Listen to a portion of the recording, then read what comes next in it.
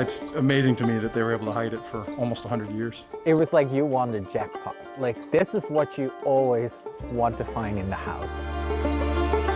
A home renovation revealed hidden treasure within the walls. Prohibition-era packages destined for drinking during a time in America when alcohol was tough to get.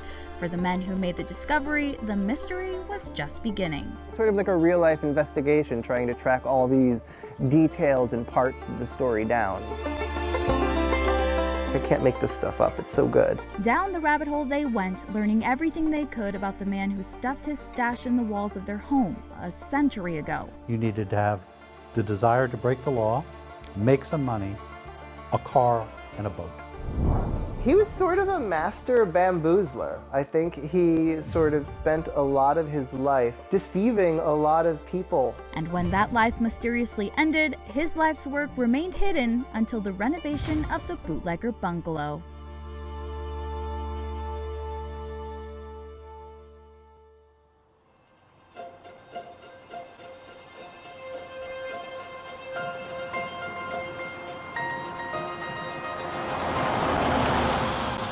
In upstate New York sits a tiny village nestled in a quilt of green patches, dusted with snow in the winter. When you're in a small town, everyone knows everyone. The village is called Ames. Population 150 people, give or take a few. We're one of the smallest incorporated villages in New York State, yes.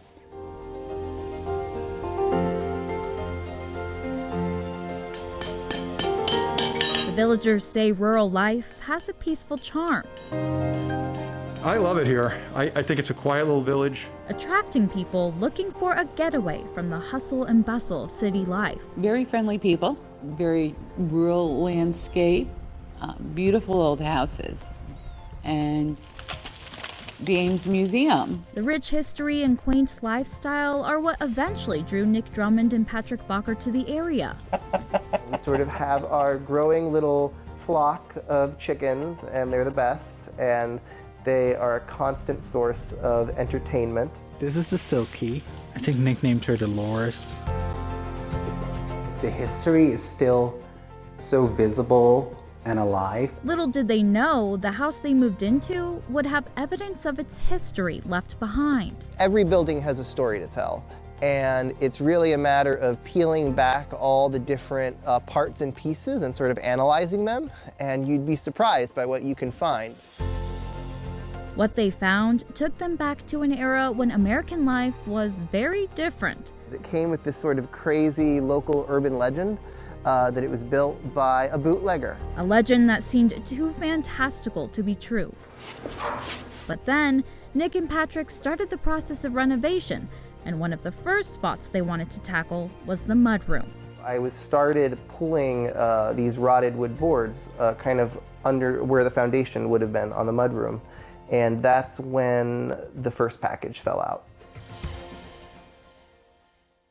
Coming up, what exactly was hidden within the walls of the Bootlegger Bungalow, how much, and why the discovery was just the beginning of the story.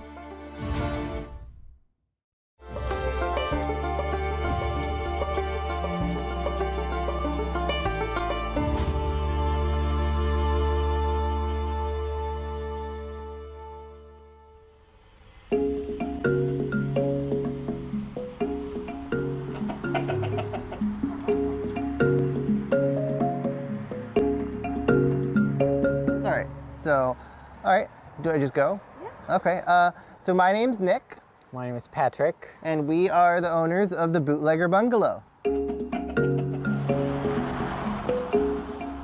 Before it got its infamous name, Nick and Patrick moved into this century-old house knowing it would need a facelift. Would this work? Like if you go one way all the way? I typically like to do the tops coming across like a header. One of their first projects was to transform the mudroom into a powder room. Throughout the house's whole life, the mudroom has always just been an unfinished room. There was never any wall sheathing or anything like that. It was basically just a shack added to the back of the house at some point around 1920. It didn't take much prying and pulling at decaying walls and floorboards for the house's mysterious history to begin spilling out. I was in the process of removing this rotted wood skirting that went around the mudroom, sort of where the foundation would be if it was a truly finished structure. And you know, as I'm peeling back the boards on one of the sides, all of a sudden a bunch of the hay and stuff falls out in kind of a big clump, and I'm like, and I was very confused. And at first I was like, oh, this just must be sort of insulation. Of course, all this is taking place in a few seconds in my head. And then I look and I'm like, well, wait a second, what's that glass thing? And then I pull it up and I'm looking at this old liquor bottle. And then I'm looking at the other package and there's these other little tops poking out of the hay. And then I look back at the wall and there's like the edge of this other package with some little tied up with string. And I'm like, holy crap, this is like a stash of booze. So we are pulling off part of our mudroom and we have discovered some hidden bottles from the Prohibition era. We were always told that our house was built by a bootlegger, and now we actually have some proof. Brown paper packages tied up with string, filled with an alcohol lover's favorite thing. I was totally excited. We ended up finding that the entire side of the mudroom was lined in these packages. And at the end of the day, we're just sitting and we're like, we really love the house so much more now. Nick and Patrick figured there had to be more. A little trap door called Nick and Patrick to venture under the floor. Nick crawled into the 2-foot space filled with gravel and cobwebs and came across a bunch of boards sealed with flathead screws. No one would have gone to the trouble of using a bunch of flathead screws for something like that, unless they wanted to remove it in the future. So that was like, we saw that and I was like, oh my God, we have to look inside the floors.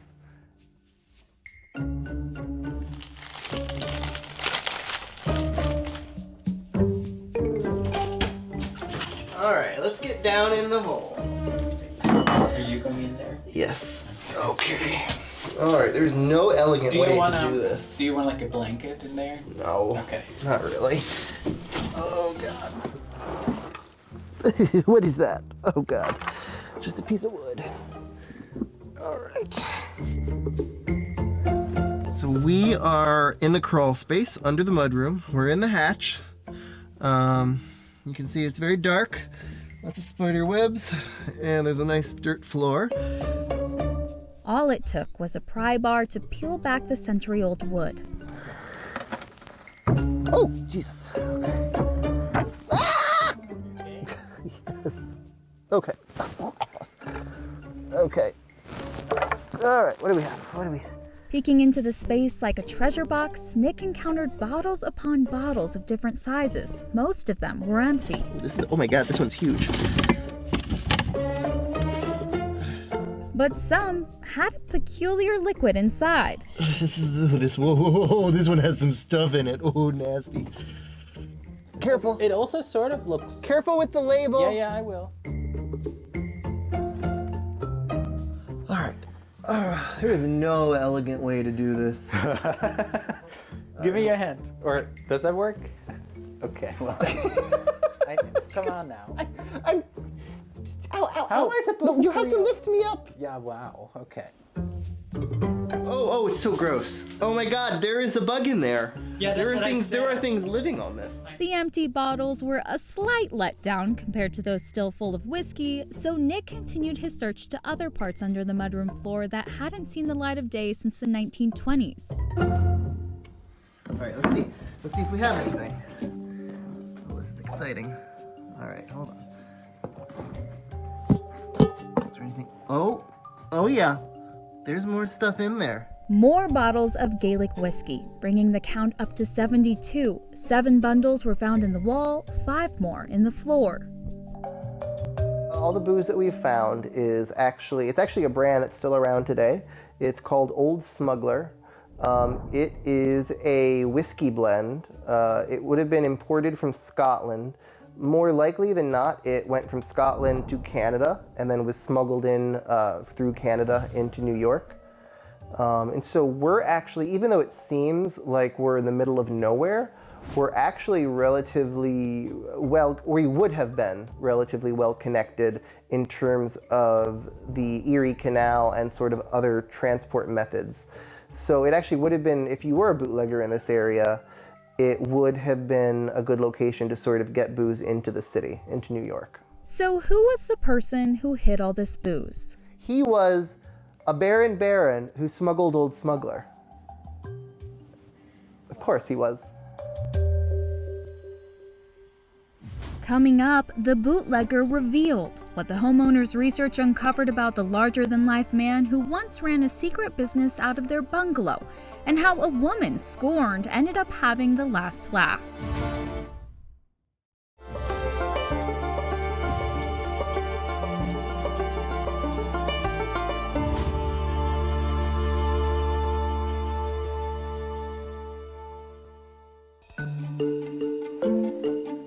The bootlegger bungalow and the man who left bundles of Gaelic whiskey stashed in the house piqued the interest of more than just the homeowners. The 100-plus newspaper articles written about him prove he was the talk of the town during his time. He was known as the Count, Count Humphrey. It was totally a self-proclaimed title. They found out after his death that he made the entire thing up. It's like, I love that. I'm going to just start calling myself the Countess of Ames. Count Adolf Humphrey plays leading role amongst a cast of supporting characters whose names are almost too wild to be taken seriously. Luscious Beers, Harry Berry, Count Humphrey, The Missing Widow. It is. It's like all these parts to like a dramatic screenplay or something. There are no photos to be found of the notorious Count Humphrey, but a newspaper clipping from the 1930s makes it easier to picture what type of man he was. This was after his death. They were auctioning off the contents of the house. And it's kind of amazing reading through this crazy list of auction items, because it gave you such a good sense of who Count Humphrey was. I mean, the guy had a buffalo robe. I didn't even know what that was. But I'm just imagining this like tall, heavy-set German guy walking around in a buffalo robe, surrounded by dozens of cash registers. It's, it's fantastic. I love it. I love thinking about that.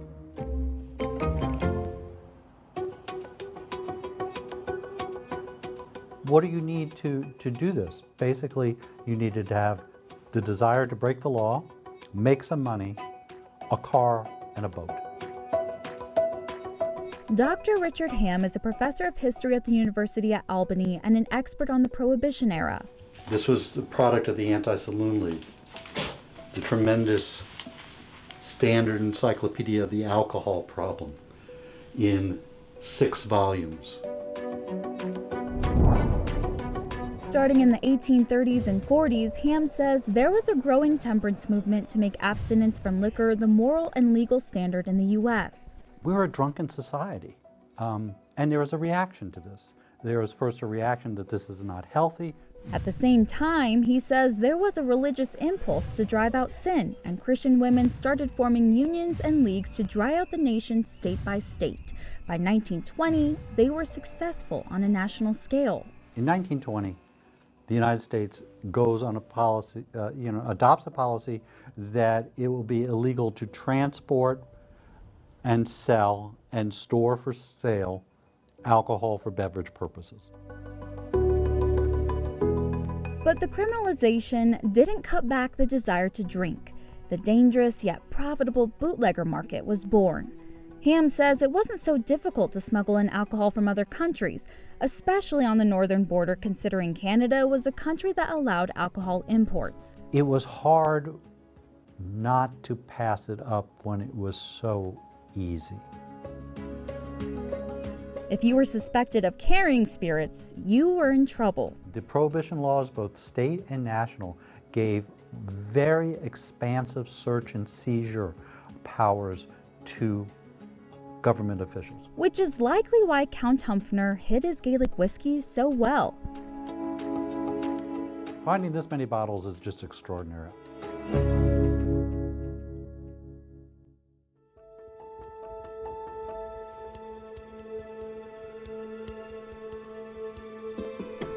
Humphrey Humphrey died mysteriously in 1932, a year before the end of national prohibition. He suddenly said something like, "Something's not right," and then he collapsed. He was rushed to the hospital but didn't make it. They come back to the house. They end up finding a bunch of just papers and things all over the house. They find 45 grand in cash, which is like finding 500,000 bucks in someone's living room. They find multiple aliases, foreign bank accounts, multiple deeds, like 23 deeds to properties in New York City. Many tried to claim his fortune, but it ended up going to his wife, who had run away after an unsuccessful divorce. Barrels of love and tens of thousands of kisses that cooled and withered with each succeeding year they lived together. She would send him letters, and she would send 1,000 kisses at the end of every letter. And so in typical 1906 fashion, you know, if you send a letter to someone that says you love them, you can't possibly be beaten. So basically they threw the case out, and they said, look, she loves him. She mailed him 10,000 kisses. We won't grant the divorce. And so she ran away. And, you know, it's funny, because he had actually sabotaged the divorce proceedings, they never officially were divorced. And so she ended up getting the fortune. Nick and Patrick say they don't know if she had any kids, but they do believe he was the man she described because the only written word from Humphrey was the biggest lie of his life.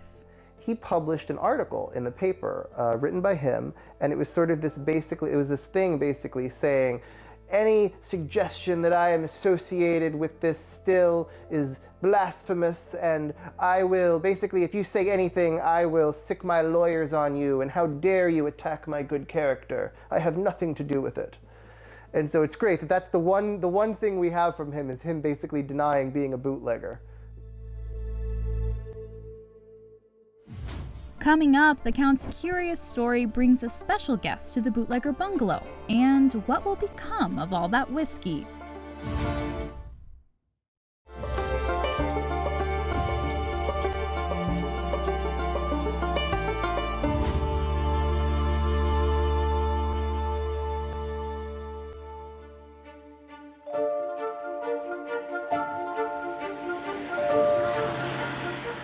Thanks to the incredible tale of the Bootlegger Bungalow, a man who was once the talk of the town is back in the spotlight.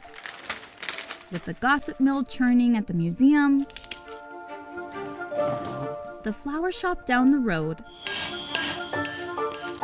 the blacksmith's forge, and within the historic homes that line the one intersection of the village.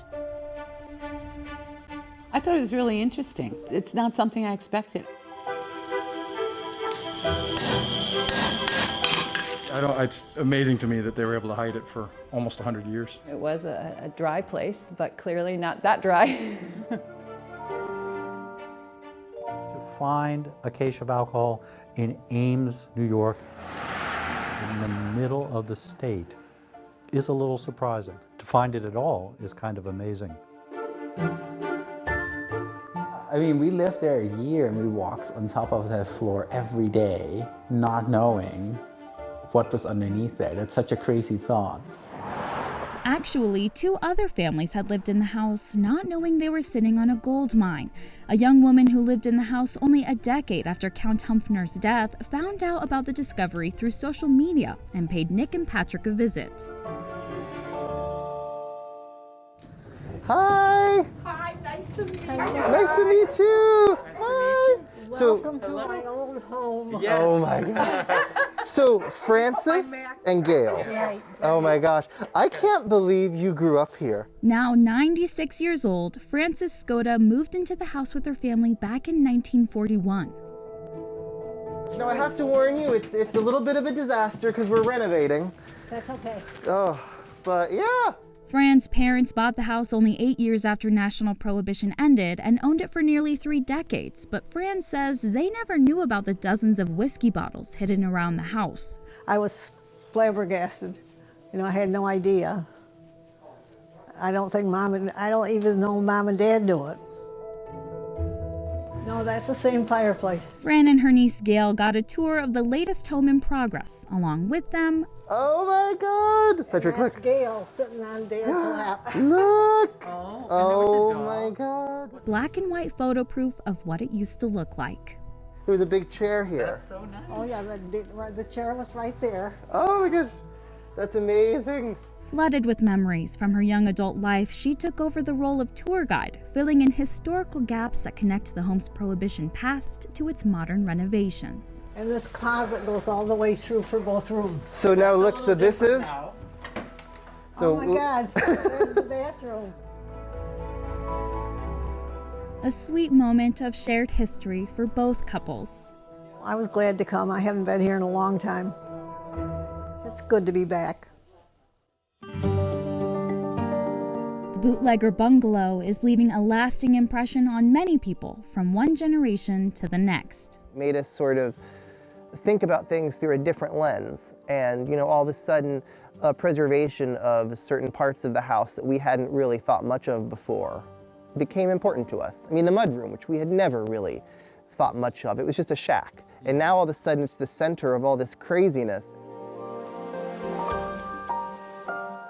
Laying a sturdy foundation for new memories and being careful not to paint over a house that has become a character itself. I mean, after finding the booze, we sort of initially thought that might have been the end of the story, but in a lot of ways, it was the beginning. I'm sure we'll move in the future, but I don't think we'll sell the house. We'll probably keep it just because of the story it has now. As for the booze, they've already heard from many interested collectors. In values, it's hard because it's very much bottle by bottle and it sort of depends on condition and fill level. But for most of the full bottles, we were told to expect values of between $500 to $1,200. And if you've been wondering all this time whether or not the whiskey's drinkable, Nick and Patrick did a tasting of their own. Hold on, are we gonna, is this gonna kill us? I don't know. I think I'm just gonna take a sip. Okay, very good. Okay, Okay. it's whiskey. Yeah. So, I mean, I'm not really a whiskey drinker per se, but it's It's drinkable. drinkable. Yeah. No. Yes. Oh my God, I can't believe we're doing this. Well, cheers. Cheers. And happy Happy holidays!